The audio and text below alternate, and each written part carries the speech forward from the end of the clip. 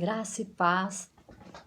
Nesta oportunidade, quero estar compartilhando com os irmãos um texto que está lá em João 9, versículo o 6 e o 7, que fala assim: E tendo dito isto, cuspiu na terra, e com a sua saliva fez lodo, e untou com o lodo os olhos do cego. E disse-lhe: Vai, lava-te no tanque de Siloé, que significa o enviado. Foi, pois, lavou-se e voltou vendo. Aqui nesse texto, né, eu quero falar um pouquinho, não a respeito, né, do cego, não a respeito desse milagre, mas um pouquinho a respeito dessa fonte de Siloé. Aqui, né, entre parênteses, está escrito, né, que é uma fonte, significa o enviado. E essas águas dessa fonte de Siloé, elas vêm de poços externos de Jerusalém que foram tapados na época do rei Ezequias. Deixa eu só ler um texto que está aqui em 2 Crônicas 32:30. Fala assim, 32:30. Também o mesmo Ezequias tapou o manancial superior das águas de Giom e as fez correr por baixo do ocidente da cidade de Davi, porque Ezequias prosperou em todas as suas obras. O que acontece? Haviam águas, né? Havia algumas fontes externas fora do muro de Jerusalém. E na época do rei Ezequias, rei Ezequias, ele pensou assim: se essas fontes externas elas ficarem aí, se houver algum cerco na cidade, que o inimigo vier, o que ele vai fazer? Ele vai ter suprimento de água para si e para os seus animais. Então, o que ele fez? Ele tapou todos os mananciais externos, todas as fontes externas foram tapadas. E aqui fala, né, que ele tapou, e o que ele fez? Ele tapou os mananciais superiores das águas de Giom e fez correr por baixo para o ocidente da cidade de Davi. Cidade de Davi é Jerusalém, porque Ezequias prosperou com todas as suas obras. Que águas de Giom é essa? Aqui em Gênesis 2:13, quando Deus estava formando, né, o jardim, falando sobre o jardim, dando uma descrição dali do jardim do Éden, fala assim, falando que lá tinha alguns rios, né? E ele fala no verso 13 assim: o nome do segundo rio é Giom. Este é o rio que rodeia toda a terra de Cush. Ou seja, Giom era um dos rios que regava o Éden. Imagina, lá, né? O paraíso, lugar de Deus, lugar onde Deus tinha um encontro com o homem todos os dias, lugar de comunhão, lugar de relacionamento, lugar mesmo, né, de intimidade. Havia, então, esse rio que regava o jardim de Deus. O jardim onde o homem foi colocado antes do pecado, né? E depois do pecado teve que ser retirado de lá.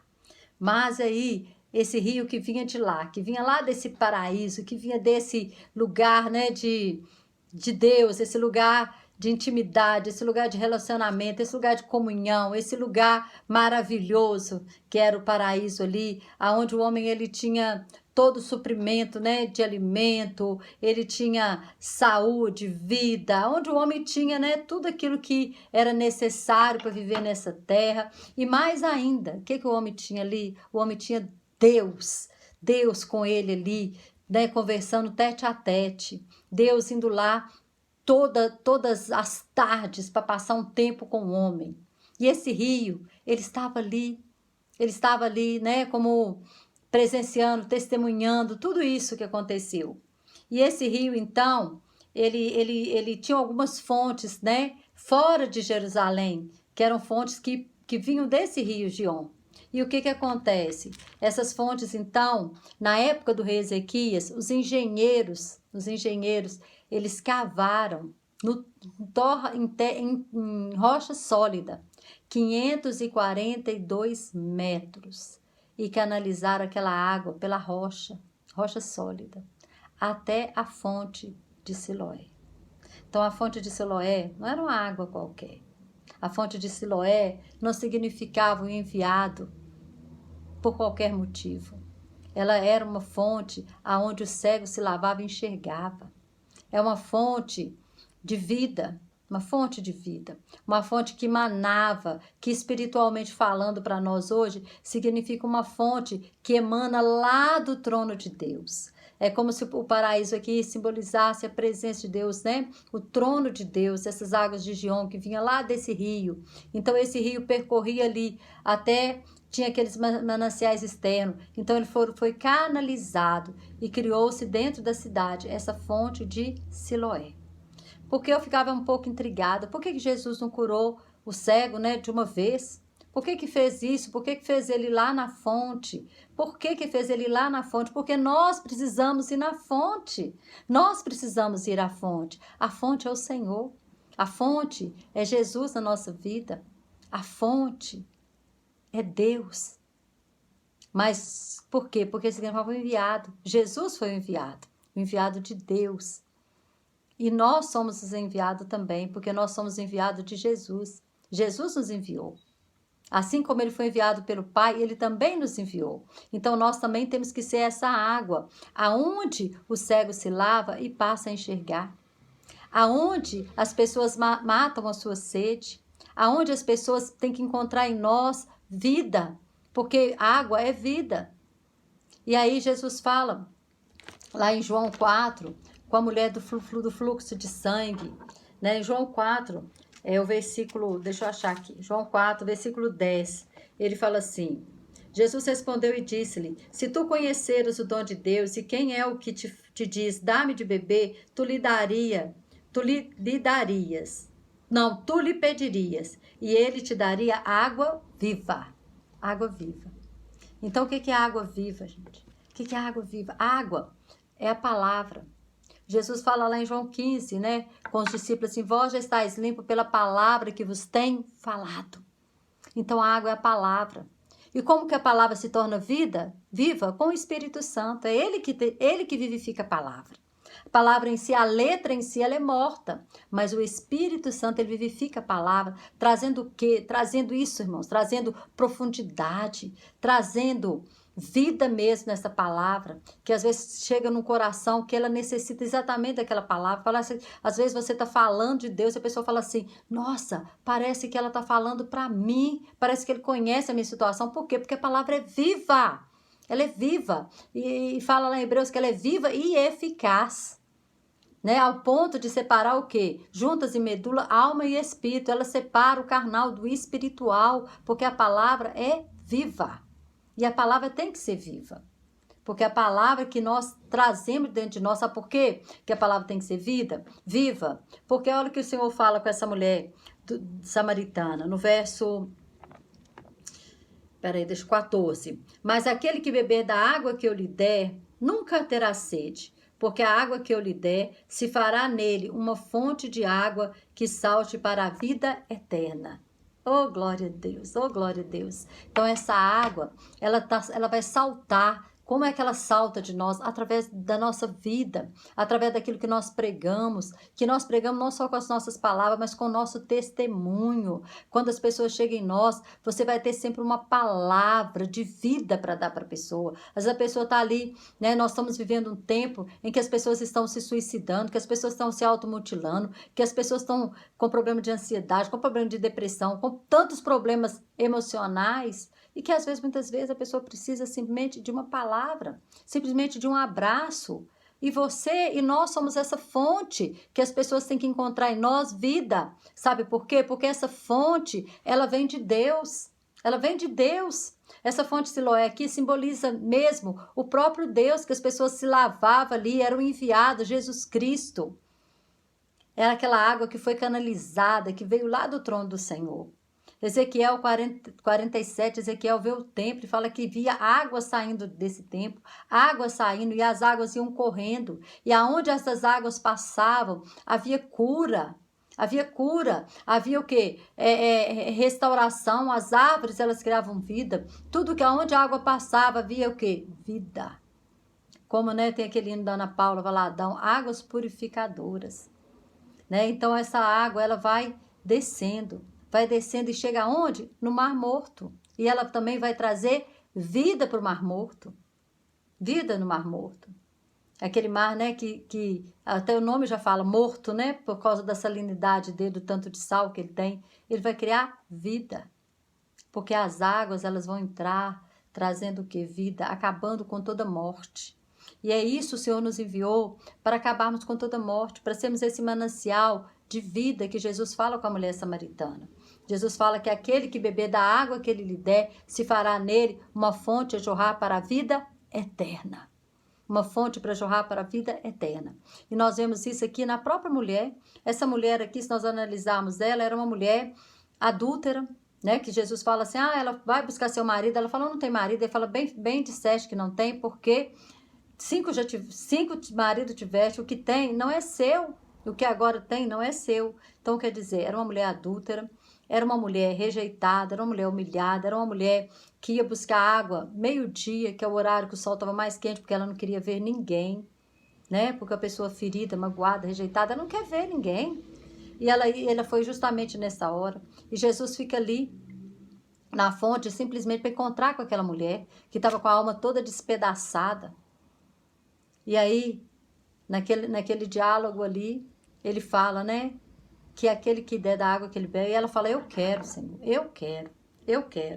E aí, o que acontece? Ela tinha ido buscar água, mas no verso 28 fala assim, deixou, pois, a mulher o seu cântaro, e foi à cidade e disse àqueles homens, vinde ver de um homem que me disse tudo quanto tenho feito, porventura não é este o Cristo? Ela não só bebeu da água, mas ela se tornou um manancial de vida. Porque aquela mulher que estava fugindo das pessoas, aquela mulher que estava indo buscar água no horário que o sol é mais quente, no horário que o povo estava, né, almoçando, talvez até dormindo depois do almoço, não sei. Mas não estavam indo ali buscar água.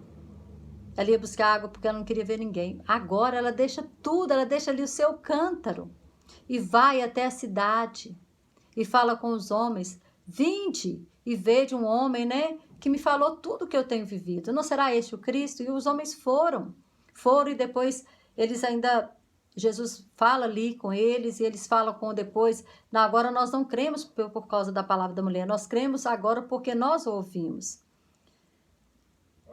E os discípulos, eles tinham ido à cidade e eles não tinham feito o que essa mulher fez. Eles não haviam proclamado Jesus Cristo na cidade. Eles tinham ido na cidade buscar comida, mas eles não tinham feito isso. E aquela mulher agora, ela deixou o seu cântaro, a sua necessidade física e foi lá proclamar a palavra de Deus. Levar as pessoas a Jesus, levar as pessoas a Jesus. Será que nós temos levado as pessoas ao Senhor? Será que nós temos anunciado o evangelho do reino? Será que nós somos essa fonte de água? Por que o Senhor falou que aquele que beber da água que eu lhe der se tornará uma fonte? Uma fonte. Você é uma fonte de Siloé? Ou você é como o tanque de Betesda? O tanque de Betesda era uma água parada. Um tanque, uma água parada. E água parada, sabe o que acontece? Ela apodrece. A água parada, ela começa a feder. Aí tinha que vir um anjo de vez em quando lá e agitar aquela água para que alguém fosse sarado. Às vezes tem pessoas que é assim, ele só caminha se tiver uma palavra, se tiver uma profecia, aí fica até ali agitado, né? Aquele momento ali, mas nós não vivemos, irmãos, por emoção. Ali na hora daquela emoção, né? Que é aquela agitação, nós não vivemos por emoção. A palavra de Deus diz que o nosso coração, ele é enganoso. Nós não vivemos por emoção, nós vivemos pela fé. A palavra de Deus diz que o justo viverá pela fé. E a fé não é aquilo que nós vemos, não é aquilo que nós vemos. Fé é o firme fundamento daquilo que nós não vemos, mas a certeza e a convicção daquilo que nós esperamos.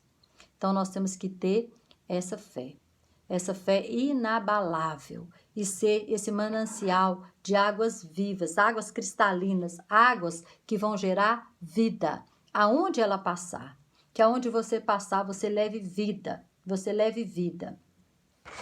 E aí, o que acontece? Quando Ezequiel vê aquelas águas, né, ele fala que, a princípio, eram águas que davam nos pés, no tornozelo. O que está falando isso? Aí está falando, irmãos, de raiz, né, de palavra, de sustento. Porque não é o pé que sustenta todo o corpo. Então, está falando do nosso início né, no cristianismo, que nós temos que molhar os nossos pés. Nós temos que estar enraizados no Senhor, na palavra do Senhor. E depois disso, né, ele fala que eram águas que davam no joelho. O joelho fala o quê? De intimidade, de oração. Joelhos que se dobram diante de Deus, joelhos que se humilham diante de Deus, joelhos que estão ali buscando intimidade com Deus. Fala da oração. E depois lombos. Os lombos eles vão falar sobre o quê? Sobre açoite, sobre perseguição, mas sobre provas, né? Pelas quais nós crescemos. Né? Nós crescemos através do quê? Das lutas, dos problemas. Nós só vamos ter vitória, só existe vitória quando há luta. Nós só somos aprovados quando passamos pela prova. Então são águas que dão nos lombos. E às vezes o lombo nosso às vezes, né, chega a doer, né, com a ingratidão das pessoas, com os açoites que a gente vai recebendo, né? Mas nós estamos crescendo, nós estamos tendo mais intimidade com o Senhor. E se o Senhor Jesus passou por tudo que ele passou, então nós temos que ser participantes também, né, das lutas do Senhor, para que nós possamos crescer e amadurecer. Depois Ezequiel vê águas que davam a nado. Não era mais no tornozelo, não era mais no joelho, não era mais nos lombos, porque quando vem até no joelho você ainda consegue caminhar, você ainda consegue andar sobre as águas. Você ainda consegue andar, não andar sobre as águas, né? Mas andar, colocando o seu pé, o seu pé ainda consegue apalpar o fundo. Você ainda tem segurança de caminhar com a água no joelho. A água nos lombos já começa uma dependência maior de Deus, porque a água começa a te puxar, já fica pesado, as águas pegando nos lombos. Mas o seu pé ainda está tocando o chão. Você ainda consegue tocar o chão, mesmo com as águas nos lombos. Mas, porém, quando as águas começam a ser águas que tem que passar a nado, aí a dependência ela é total do Senhor. Total. Aí não tem mais como você pôr pé. Não, acabou. Acabou. Acabou. Acabou o que? O nosso domínio. Acabou agora, né? O nosso querer, a nossa vontade. Agora nós somos guiados pelo Senhor. Agora nós somos levados por essas águas a ter uma intimidade maior com o Senhor. A ter uma intimidade maior com o Senhor. E é o que nós precisamos. É o que nós necessitamos. Ter intimidade cada dia mais com o Senhor. Cada vez mais, né? Mas para isso, irmãos, a primeira coisa que nós temos que fazer é tapar os poços externos, como Ezequias fez. Ezequias, então, tapa todos os poços externos e canaliza aquela água por um caminho aberto em rocha sólida. A rocha sólida é Jesus.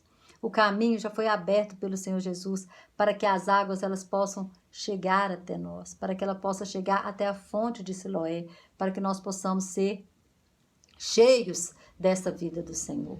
Jesus já abriu o caminho. Jesus já é esse caminho para nós sermos o quê? Um instrumento usado por Ele, levar vida às pessoas, levar cura, tirar toda a cegueira daqueles que estão cegos. Não é verdade?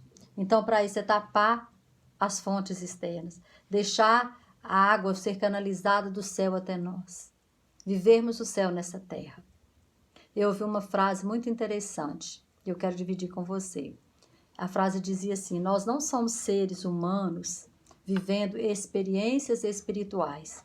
Nós somos seres espirituais vivendo experiências humanas. O que é isso? Nós não fazemos parte deste mundo. Então, nós somos seres espirituais, porque nós somos espírito. Nós somos o espírito que temos uma alma e habitamos em um corpo. Então, somos seres espirituais vivendo experiências humanas. Então, quando você pensar nisso, que você é um ser espiritual, a experiência que você vai viver é muito menor do que você. Você sabe que você é maior de qualquer coisa, qualquer situação nessa terra, porque essa terra, nós não somos daqui da terra, nós somos peregrinos nessa terra. A nossa habitação definitiva não é aqui. Então, nós somos seres espirituais vivendo experiências terrenas, não seres humanos vivendo experiências espirituais. Mas, se você colocar isso dentro de você, eu sou um ser espiritual. Você vai ver que quando você passar por prova, quando alguém te fechar no trânsito, você não vai xingar, você não vai brigar. Quando você passar por qualquer situação, Você vai dizer, eu sou um ser espiritual, eu vou agir de acordo com a minha cidadania. Eu sou um cidadão dos céus e eu vou agir de acordo com os céus. Já pensou que coisa maravilhosa?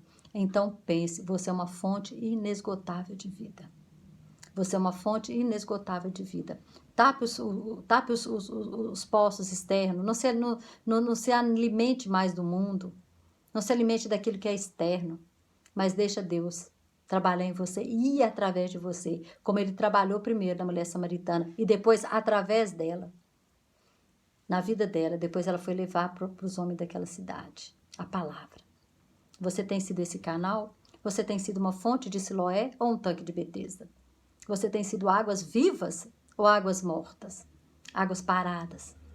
Água que precisa ser agitada até alguma emoção para acontecer alguma coisa? Ou você tem vivido pela fé? Que você possa se autoexaminar e que possa, que nós possamos melhorar a cada dia, que a gente possa ser cristãos melhores, que possamos ser filhos melhores, que possamos ser esposas melhores, maridos melhores, que possamos ser melhores amigos, que nós possamos melhorar a cada dia, porque Deus, Ele conta comigo e com você, ok? Que o Senhor continue falando ao teu coração, em nome de Jesus.